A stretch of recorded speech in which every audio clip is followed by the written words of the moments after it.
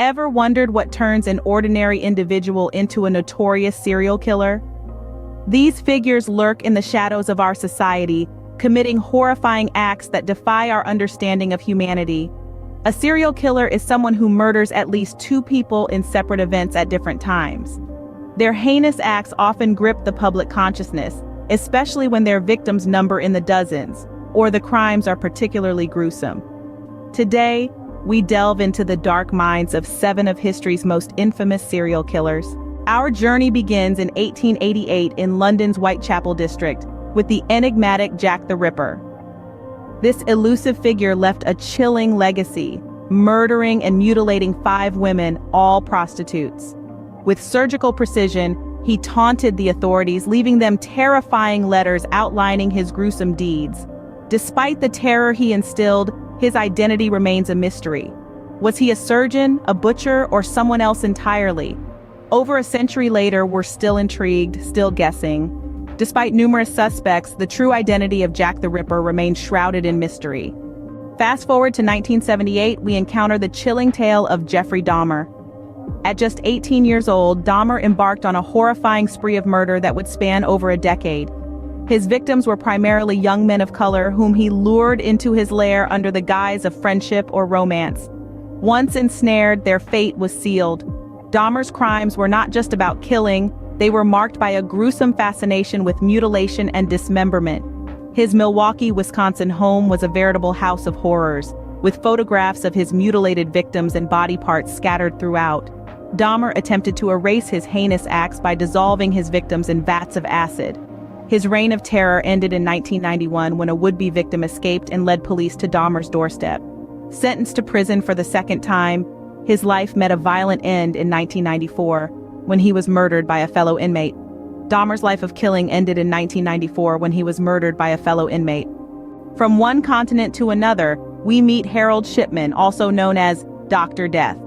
A seemingly harmless doctor practicing in Greater Manchester, England, Shipman silently claimed the lives of an estimated 250 patients between 1972 and 1998. Operating out of 2 different offices, he maintained an aura of normalcy while carrying out his grim deeds.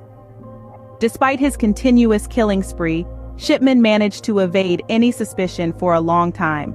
It wasn't until an undertaker raised a red flag, alarmed by the sheer number of cremation certificates linked to Shipman, that people started to question. Most of the deceased were elderly women, found to have died in bed, oddly during the day. The police mishandled the investigation, allowing Shipman to continue his murderous practice. However, his downfall came when greed overpowered him. He tried to forge a will for a victim, naming himself as the beneficiary. This suspicious act led the victim's daughter to raise an alarm. Shipman's reign of terror finally ended in 2000, but not before he had claimed an estimated 250 victims. Our next stop takes us to the seemingly normal suburban home of John Wayne Gacy. Known to his neighbors as a jovial construction worker, Gacy was a figure of community involvement, even donning a clown costume for local birthday parties. But behind this facade lurked a monstrous secret. Gacy's true nature was revealed in 1978, when a 15-year-old boy, last seen in his company, went missing. This wasn't the first time Gacy had been suspected in such disappearances, but it was the first time the authorities took the accusations seriously. A search warrant led them to a shocking discovery: the stench of death emanating from a crawl space beneath Gacy's home.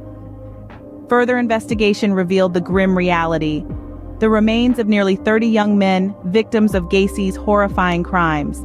He was ultimately convicted of 33 counts of murder, along with additional charges of rape and torture. Gacy was finally brought to justice in 1980, but not before he had taken the lives of 33 young men. Finally, we journey back to the 19th century to uncover the chilling story of H.H. Holmes. Known as America's first serial killer, Holmes was a pharmacist by trade, but his true passion lay in the macabre. In the heart of Chicago, he built a 3-story hotel, a structure that would later be dubbed the Murder Castle. This building was a labyrinth of secret passages, trapdoors, and soundproof rooms, designed to facilitate Holmes's gruesome pursuits. Holmes's victims, often young women seeking employment, were lured into his trap under the pretense of respectable work. Once trapped in the castle, they were subjected to unspeakable horrors.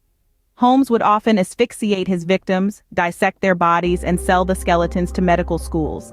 His death toll remains unknown, but estimates range from 20 to 200 victims.